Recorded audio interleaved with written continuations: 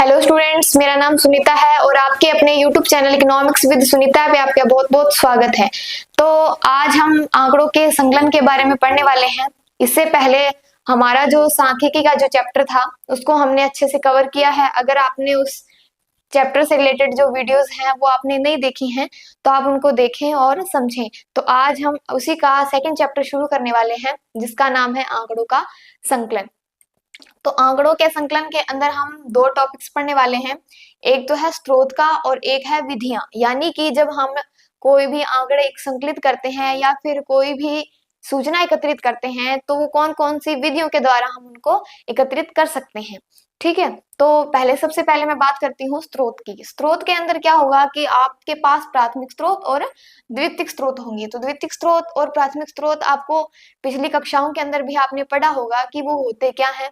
तो जैसे कि प्राथमिक स्रोत के बारे में मैं बात करूं तो इसके अंदर कोई भी एक अनुसंधानकर्ता या फिर कोई भी व्यक्ति क्या करेगा, किसी व्यक्ति से सीधा संपर्क स्थापित करेगा या फिर व्यक्तिगत स्तर पे जाके वो क्या करेगा, सूचनाएं एकत्रित करेगा। जैसे फॉर एग्जाम्पल कि हम आपकी कक्षा के अंदर जाएं और आपसे बच्चों से सूचना एकत्रित करें एक एक बच्चे को लेकर, तो वो क्या होगा, एक सीधा संपर्क होगा। ठीक है, तो इसको हम बोलेंगे प्राथमिक स्रोत। और द्वितीयक स्रोत के बारे में मैं बात करूं तो जैसे हमने एग्जाम्पल से समझा कि हम बच्चों से जाकर सूचना एकत्रित करेंगे। हम बच्चों के पास न जाकर उनके क्लास इंचार्ज या फिर उनके जो टीचर हैं उनसे जाकर हम जब कोई भी सूचना प्राप्त करेंगे बच्चों से लेकर, या उनसे कोई भी जैसे उनके सब्जेक्ट्स हैं या फिर उनका कोई भी उनकी आयु है, उनके फादर्स नेम है, मदर्स नेम है, जो भी बच्चों से रिलेटेड जो भी सूचना है वो हम क्या करेंगे, टीचर से पूछेंगे। तो वो क्या होगा, हमारा द्वितीयक स्रोत होगा। ठीक है, ये थे प्राथमिक और द्वितीयक स्रोत।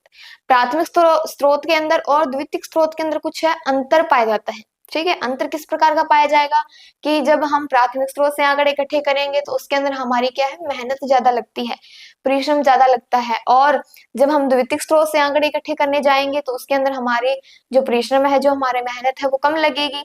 और प्राथमिक स्रोत से हम जब आंकड़े इकट्ठित करेंगे तो क्या होगी, हमारी लागत भी ज्यादा लगेगी। द्वितीयक स्रोत के अंदर क्या होगी, हमारी लागत कम लगेगी। तो इस तरह से हमारे क्या है, कुछ अंतर भी पाए जाते हैं।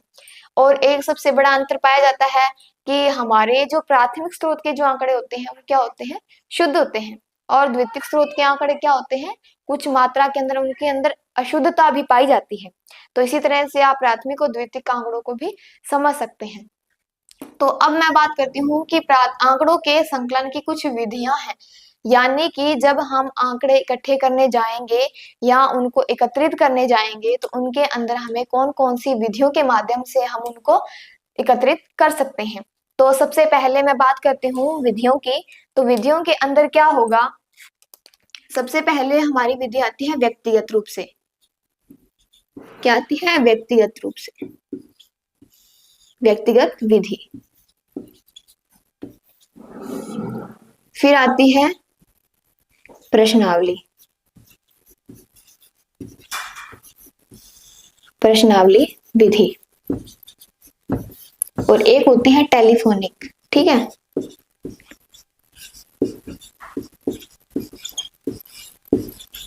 टेलीफोनिक। मेन क्या होती है, व्यक्तिगत विधि और प्रश्नावली विधि। तो आज हम इस वीडियो के अंदर व्यक्तिगत विधियां हैं जो भी उनके बारे में हम जानेंगे। तो व्यक्तिगत विधियों के अंदर हम पढ़ेंगे, हमारी कुछ 3 विधियां हैं इसके अंदर। पहली होती है प्रत्यक्ष, प्रत्यक्ष विधि। अप्रत्यक्ष का नाम आपने पहले भी सुना होगा कि प्रत्यक्ष होता क्या है।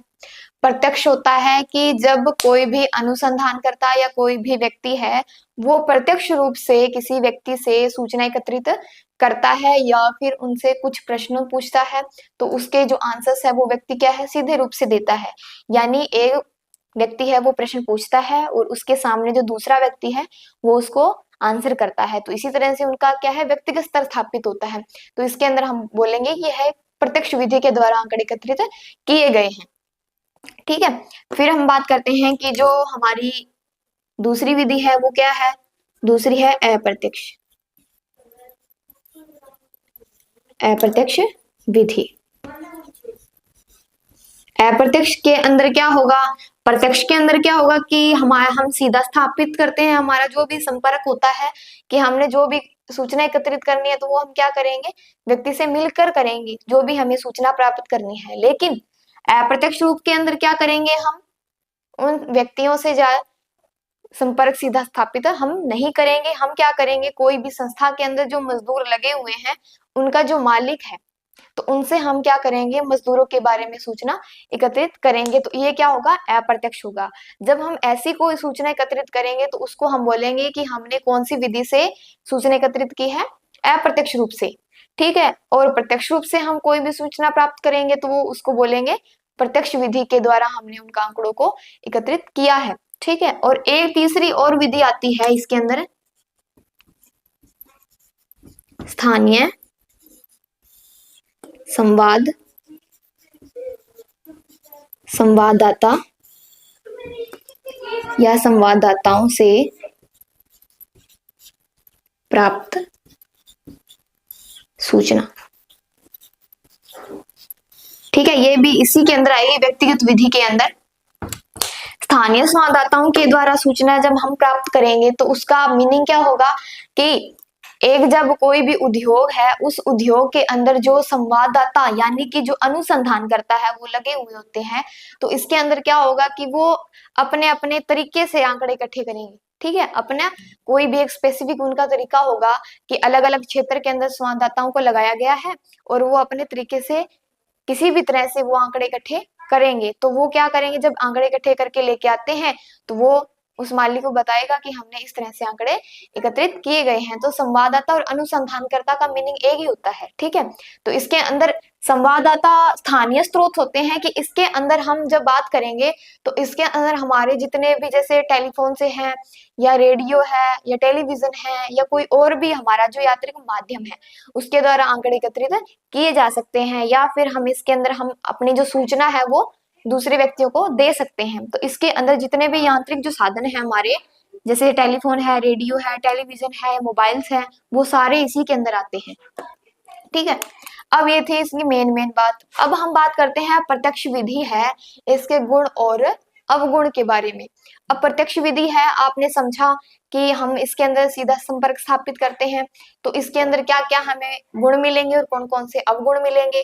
तो गुण की मैं बात करूं तो इसके अंदर हमें आंकड़े मौलिक मिलते हैं। मौलिक यानी इनके अंदर शुद्धता पाई जाती है, शुद्धता पाई जाती है क्योंकि हम क्या है, किसी व्यक्ति के साथ संपर्क स्थापित करके हम उनसे मिलके आंकड़े इकट्ठित करते हैं तो हमें कोई भी इसके अंदर अशुद्धता नहीं मिलती है। ठीक है, तो हम इसको कह सकते हैं कि हमें शुद्ध आंकड़े प्राप्त हुए हैं। और इसके जब हम प्रत्यक्ष विधि के अंदर जब हम आंकड़े एकत्रित करेंगे तो इसके अंदर क्या होगा कि हमारा जो समय है वो ज्यादा लगेगा। ठीक है, समय भी ज्यादा लगता है और हमारी मेहनत भी लगती है, हमारी लागत भी ज्यादा आती है। तो इन सभी के बारे में आप जब आप सोचोगे खुद, आप लगेगा आपको भी प्रत्यक्ष विधि हमने यूज की है तो इसके अंदर ये चीजें होगी। ठीक है, जैसे हमारा जो क्षेत्र है, जब हम प्रत्यक्ष विधि शुरू लेंगे हम, जब हमें भी पता होगा कि हमें प्रत्यक्ष विधि के द्वारा आंकड़े एकत्रित करने हैं, तो इसके अंदर हमारा जो क्षेत्र होगा वो क्या होगा, छोटा क्षेत्र होगा, क्योंकि हमें हर घर घर जाके या क्षेत्र क्षेत्र जाके हमें आंकड़े एकत्रित करने होते हैं। तो इसी तरह से हमें छोटा क्षेत्र इसके अंदर लेना होता है।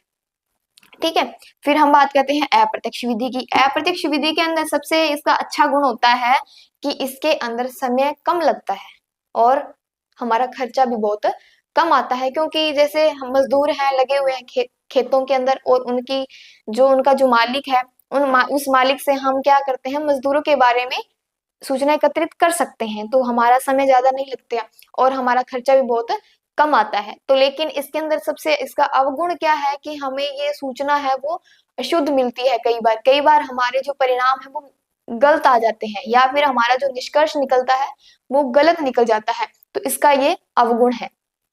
ठीक है, स्थानीय स्रोत जो संवाददाता होते हैं इसके अंदर क्या होगा, समय ज्यादा लगता है, क्योंकि जब एक रेडियो या टेलीविजन के माध्यम से जब हम कोई भी सूचना संकलित करते हैं या किसी को देते हैं तो इसके अंदर थोड़ा सा समय ज्यादा लगता है, ठीक है। और कई बार क्या होगा कि जो सूचना हमें पहुंचानी चाहिए थी सही समय पर वो कई बार नहीं पहुंच पाती है, ठीक है। तो इसके अंदर भी ये स्थान अवगुण पाया जाता है। ये इसका गुण ये है कि ये क्या होगा, ज्यादा बड़े क्षेत्र के लिए, जो विस्तृत क्षेत्र होता है उसके लिए ये विधि बहुत ही अच्छी है। तो इसके अंदर हमने जाना कि आज इसकी विधियां हैं व्यक्तिगत विधि, प्रत्यक्ष विधि, अप्रत्यक्ष विधि और स्थानीय संवाददाताओं से सूचना प्राप्त। तो आई होप ये आपको समझ में आई होंगी, और अगर आपको कोई भी डाउट लगता है तो आप मुझसे शेयर जरूर करें, ठीक है। तो आज के लिए बस इतना ही। वीडियो अच्छी लगी तो उसको लाइक, कमेंट एंड शेयर करना ना भूलें। तो मिलते हैं अगली हमारी जो नई विधि है प्रश्नावली विधि के बारे में। तो आज के लिए बस इतना ही, तब तक के लिए बाय एंड थैंक यू।